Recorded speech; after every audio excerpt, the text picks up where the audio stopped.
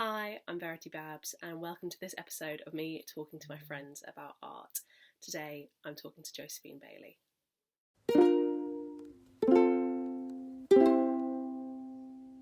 I'm here with Jo Bailey. Please introduce yourself, darling. Hello, I am Josephine, Jojo, anything else that you want to call me, Bailey. Verity and I know each other from uni. I studied history of art with her. I'm vaguely involved in the art world, work at a Mayfair gallery, and I'm currently on furlough, enjoying my life. So we're just going to kick off with the artwork that you've chosen for us to kind of start talking about today, which is Frida Kahlo, What the Water Gave Me. So why don't you just kind of introduce this work to me, where have you seen it, what's drawn you to it, and we'll just have a little chat. I've never actually seen this. Mm-hmm. And I kind of think that's part of the reason why I like it. I studied Frida Kahlo when I was like 17 and immediately fell in love with her story and everything like that, but never studied this specific work. And I think part of the reason why I like it so much is because it is so confusing. It has so many different elements of her like psyche and life, and I can so imagine myself in the bath daydreaming and creating something, obviously not as good, but as sort of complex as that.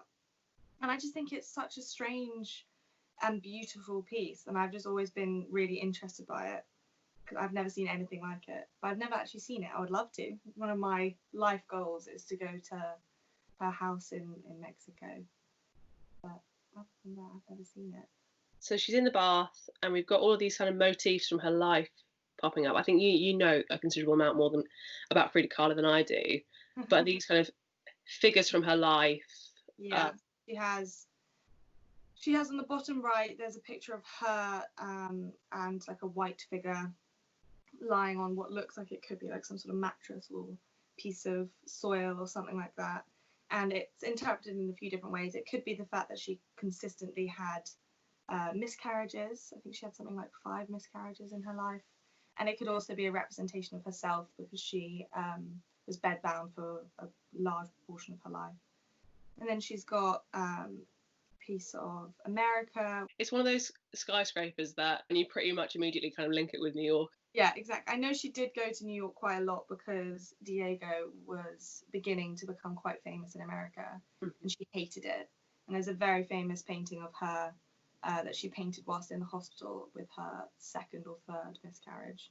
So it's no surprise that this building is on fire from a volcano, which I just love. I think it's so dramatic and hilarious. There's just a lot of pain and like a lot of drama and a lot of weird confusion. I love the fact that in the water, whilst there are all these other things happening, you still have the plug. Like, I just find that strange. I find the fact that she's actually kept the bath and like the drain system still a part of the painting, and like her legs and obviously the reflection of her feet, which just looks so bizarre. It's almost sort of Hieronymus Bosch-esque, these kind of demons sort of popping up. Yeah, and I think the ironic thing is that to a lot of people, whilst Diego Rivera is still known, obviously, to a lot of people, Frida Kahlo is way more iconic. The way she and her image have been manipulated and altered and sort of reproduced for mass age is testament to the sort of value of her artwork, but also it's kind of ironic. It's probably the least thing that she would have wanted. Walking around the street and having Frida Kahlo on a pencil case, she probably would have hated it. Yeah, I think that's one of the things with Kahlo, and then also to a certain extent, people like Kusama, is that important female artists, or the ones that have sort of stood the test of time, have a really bold physical image that is really sort of easy to pinpoint to them. You don't even have to draw in the whole of Frida Kahlo like on a pencil case. If you've got some flowers and a monobrow, everyone knows it's Frida Kahlo. So there's that odd thing of, I think a lot more male artists are remembered, but you probably couldn't recognise them in a lineup. Whereas I think maybe that is one of the things of, she might be a good painter, but, we also know what she looks like. And it kind of comes back to this idea that, we'll accept your paintings, but you do have to be quite fit for us to keep you in art history. Yeah, definitely that. The huge amount of pressure that it is on the image of women, especially young women in art, that they have to fit something to make them stand out, whether or not it's their beauty or the fact that they're like rejecting beauty or something. There's a really interesting artist called Pauline Boty, who there was a program about her 5 or 6 years back, and she does these really interesting paintings of herself, and she's sort of posing, and she's naked, or I think she's topless and has her jeans on, and then the photograph they put in the papers to advertise this show is her standing in front of the painting with her just in her jeans with her top off in front of the painting. And it is that strange thing of, obviously sex sells, but sex sells more if you're a lady. And so there's the whole idea of presenting it for the male spectator, obviously. And I mean, I spent so much of my life at uni, well, it feels like so much of my life at uni. In reality, it was only 1 year, writing the dissertation that I did about Georgia O'Keeffe and the fact that she was a queer woman.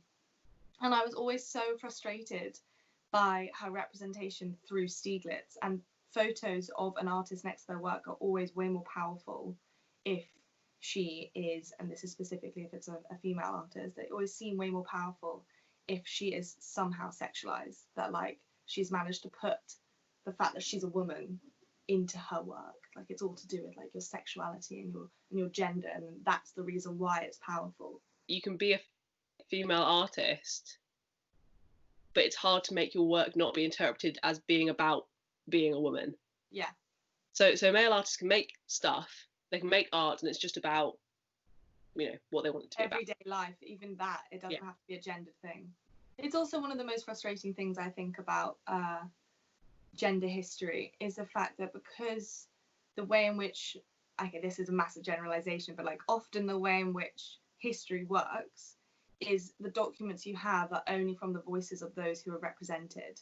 And so you read a history and like a timeline based on all of these sources, and you think, oh, that must be true because we have 10 different people all confirming the same thing, but they're all men, or also all white men or something like that. And so there's always that aspect of you read through something in art history and it's always through a gendered point of view, because that's how all of the powerful people at the time, usually men, wanted it or were able to actually speak about it. Whereas I think if we lived in a matriarchal society, which would have been way, way better, then it could have been really interesting just to be able to have what did women think about the Great Fire of London, it's something I often think about, is the fact that the way in which we've all learned to read history is only through the sources available, and we very rarely think about which voice is missing and why is that voice missing. People are trying to do a lot of kind of historical adaptations of books and films at the moment, where they're trying to make it be really accurate. And by that they mean that people are shitty to women the whole time. And so it's accurate in the sense that, they carry on doing whatever they're doing, but they make sure they get at least one really violent scene of a woman being attacked to try and add like realism. And the problem is, because we haven't got those voices of women at the time saying this is what my normal life was like, that's sort of all we're left with is a repetition that life for women was either silent or dreadful. Yeah. I mean, there's a really awful video on YouTube, which is just like an example of how women are presented in every form of media, really. But there's a really awful video on YouTube, which is James Bond hitting women for 12 minutes straight. And it's just all the different James Bonds just abusing women. And it's not in any stretch, like, obviously James Bond is never considered the baddie. I've had many arguments with people who refuse to label themselves feminists, which I cannot grapple with. Like, it enrages me to such an extent that I begin just like to not even have any useful points to say because I'm just so angry. Yeah. But I know some people who are like, I believe in equality, but I'm not a feminist, and I'm just like, yeah. That is the most reductive thing I have ever heard. They're like, we need a different term. It's like, there's no way in hell that we're ever going to be able to use a different term, because it's become such a normalized word that all it just needs to be is that people use it correctly. We can't just stand up one day and be like, feminism has a bad rap. Let's just use a different word entirely. But also I refuse not to be, I'm such a loud, as you know, like pretty emotional person. So I refuse to feel like I can't express how I'm feeling for fear of being labelled a hysterical woman. Like, it's just like a double-edged sword. If a man gets super emotional or angry, he's just being like masculine. Well, it's, you know, it's the same role as Victorian children. It's to be seen and not heard, right? Now I remember having debates with people in my secondary school about this idea of the word feminist. And they're like, I'm not a feminist because I believe in equality. I'm a humanist. I'm like, that's a different thing, babe. Yeah, it's just a different thing. But I want to talk about art history as a study, because it's interesting. I found that art history, especially as a BA subject, is something that is predominantly studied by women, and a huge majority. And to be honest, you and I are like pretty much the stereotypes of who studies art history, right? And I sort of wanted to talk about that and about art history and its relationship to women, and why we think that it might be like studied to such a larger extent by women, but then also when you get to the point where people are writing books, then it's all by men. They're written by men, and I don't know whether that's something to do with the fact that from a really young age, girls have been encouraged to get into groups and talk about their feelings, which essentially is like a large part of the art historical practice, is getting into groups and discussing your feelings are about a piece or about a historical element. And boys are really discouraged from doing that. Mm-hmm. What do you sort of think on that? I think it's partly to do with the way in which our education system is gendered. You know, like you're constantly being told by the government that you need to have a gender balanced curriculum. So boys, if they are doing, you know, woodwork, then the girls need to be doing cooking, and vice versa, which is just absolute bollocks, because all it does is just enforce these stereotypes. And I think when it comes to art history, it's not at all viewed as a difficult enough subject for a boy to do, in the same way as like something like psychology is filled with girls until you get like, you know, doctor level or whatever, when they all become men mostly, or like all the academics are men. I think it's because people are discouraged from viewing something like art, which is such a, as you say, like emotional subject, as worthy of like a male intelligence from that age. I've always just seen it as they don't get the encouragement that it's okay to like art. You know, you can do that. You can still be a boy. You can still like art, and you can still want to study it. At the boys' school, so I went to an all-girls school. I don't know if that's obvious. But I've never seen a man. Literally, I went to uni and I was like, who? What? But the boys' school next door to me, like, they didn't have anything like that. They didn't have history of art. They didn't have, you know, any of the subjects that were considered like girly.